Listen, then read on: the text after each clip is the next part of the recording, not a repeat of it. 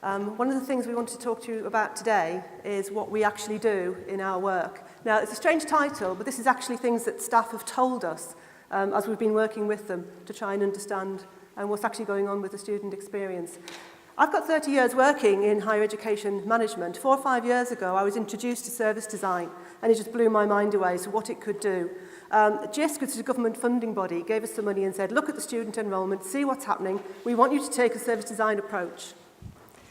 Cork Institute of Technology is a third-level institute in the south of Ireland. We have approximately 12,000 students, 1,400 staff, and 4 campuses. We'd like to paint a picture of a typical service journey of a student in higher education. At the beginning of the year, we have tight deadlines in terms of enrolling thousands of students at the same time. At CIT, we're going to use service design approaches to try and smooth out those processes and transitions and enroll our students quickly. As inside-out service designers, we were quite aware of the fact that as large complex organisations, universities very often work in silos, in process-driven ways, which leads to a poor student experience and inefficiencies, and a lot of queuing for students particularly as well, where they're sort of ping-ponged around the university to different areas they need to go to. This is a photograph that I took recently at a university in the north of England, and the staff have very helpfully labelled with some red arrows where the students need to go for their first enrolment. I mean, this isn't photoshopped, and you couldn't make it up really, could you? But staff are trying to be helpful, trying to do their best for students, but very often they're not seeing it from the end user point of view. And students will be made to queue, and will be sent around university points, no thought to the service scape. And very often this process-driven way of working does lead to failure demand further down the line and dissatisfaction at a time of what is high emotion for a student in coming into university, excitement but also worry. So there are 2 sides to the coin. There's the student impact but also the staff impact. Students are impacted by their experience of the service and its touch points, and staff are impacted basically by their day-to-day jobs and the firefighting that they have to do in order for the process to run smoothly.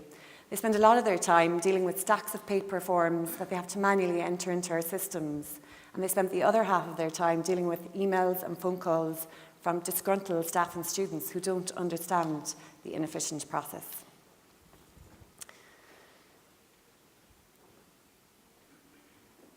The wheels of the process are turning, but sometimes those wheels get stuck.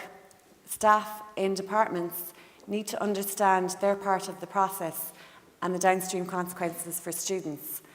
They need to understand that each cog in the process needs to work with all the other cogs as one bigger process.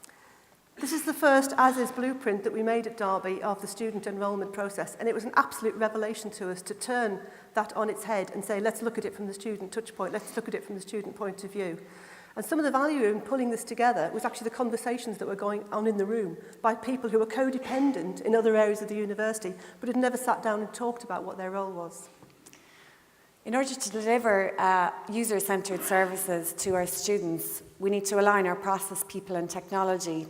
So at CIT, we want to use service design to streamline our processes, enhance the student and staff experience, but also to make sure we have the right tools in place to support our students and staff. We initiated our first service design project earlier this year, and Jean came over from Derby to help us with some of our workshops. RECAP is a pilot project where we reviewed a section of the student life cycle from offer accepted to ready for learning, particularly for our new part-time students. What we actually did, Heather and I took the staff through a series of workshops where we developed personas, we did some service blueprinting.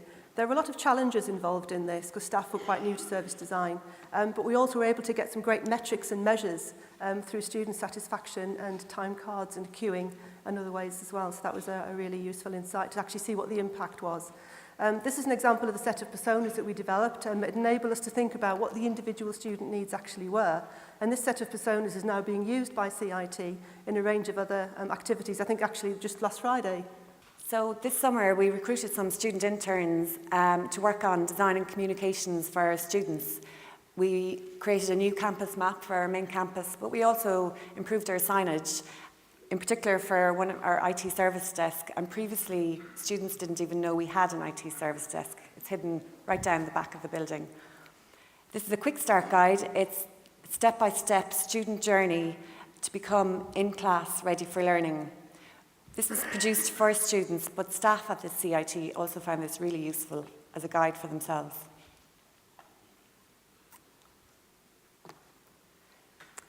We also produced a kick-off guide for our part-time students. It's a fold-out guide that we handed out at a new part-time student induction.